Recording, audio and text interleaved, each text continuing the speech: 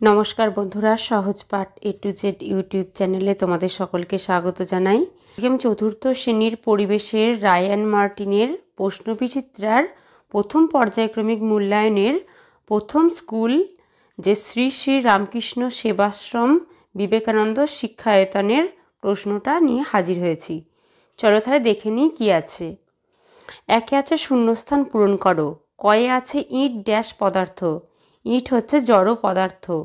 ক্ষয়ে আছে ড্যাশ গন্ধ শুকে খাবার চিনতে পারে। উত্তর হবে বিড়াল গন্ধ শুকে খাবার চিনতে পারে।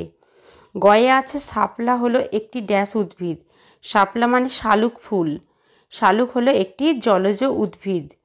ঘয়ে আছে একটি মেরুদণ্ডী প্রাণী হলো ড্যাশ। উত্তর হবে মানুষ। দুইয়ে আছে সঠিক উত্তরটি বেছে লেখো।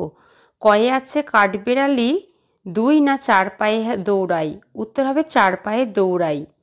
ক্ষয়ে আছে একটি দুর্বল কাণ্ডের উদ্ভিদ হলো বট না লাউ। উত্তর হবে লাউ। গয়ে আছে গোল হয়ে গুটিয়ে যায় কেন্ন না জোঁক। উত্তর হবে কেন্ন।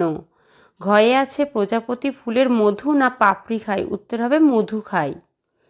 3 আছে ভুল সংশোধন করো। কয়ে আছে উঁচু গাছের পাতা খায় ছাগল। ছাগলের জায়গায় হবে জিরাফ। ক্ষয়ে আছে ব্যাঙ ডাকে শীতকালে। উত্তর হবে বর্ষাকালে। গয়ে আছে একটি বিষাক্ত গাছ সেগুন। উত্তর হবে ধুতুরা। ঘয়ে আছে গায়ের রং বদলায় টিকটিকি। উত্তর হবে গিরগিটি। 4 বলেছে নিচের প্রশ্নগুলি পূর্ণ বাক্যে উত্তর দাও যে কোনো 4টি।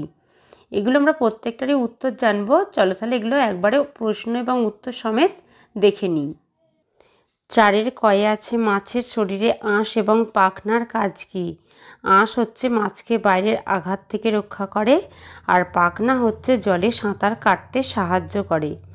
ক্ষয়ে আছে প্রাণীর যে কোনো 2টি বৈশিষ্ট্য লেখো। একে আছে শ্বাস প্রশ্বাস নিতে পারে। 2 হচ্ছে চলাফেরা করতে পারে। গয়ে আছে লিপ্তপদ কাকে বলে? কিছু কিছু প্রাণীদের পায়ের পাতলা চামড়া দিয়ে জোড়া থাকে, তাকে লিপ্তপদ বলে, যেমন ব্যাঙ, হাঁস। ঘয়ে আছে আমাদের পরিবেশ কয় ভাগে বিভক্ত ও কী কী? 2 ভাগে, জীব ও জড়। উঙায় আছে পাখিরা অনেকক্ষণ আকাশে ওড়ে কিন্তু ক্লান্ত হয় না কেন? পাখিদের শরীরে বাতাস ভরা থলি থাকে এবং ডানা থাকে, তাই পাখিরা আকাশে অনেকক্ষণ উড়তে পারে, ক্লান্ত হয় না। তাহলে এই ছিল আমাদের রায়ান মার্টিনের প্রশ্নবিচিত্রার প্রথম পর্যায়ক্রমিক মূল্যায়নের ক্লাস 4 পরিবেশের প্রশ্ন উত্তর। আজকের ভিডিও এই পর্যন্তই। আবার পরের দিন নতুন কোনো ভিডিও নিয়ে তোমাদের কাছে হাজির হব। আমাদের চ্যানেলটিকে ভালো লাগলে অবশ্যই লাইক, কমেন্ট ও শেয়ার করতে ভুলো না। আর এরকম নতুন নতুন ভিডিও পেতে অবশ্যই আমাদের চ্যানেলটিকে সাবস্ক্রাইব করো ও পাশে থাকা বেল আইকনটি প্রেস করো।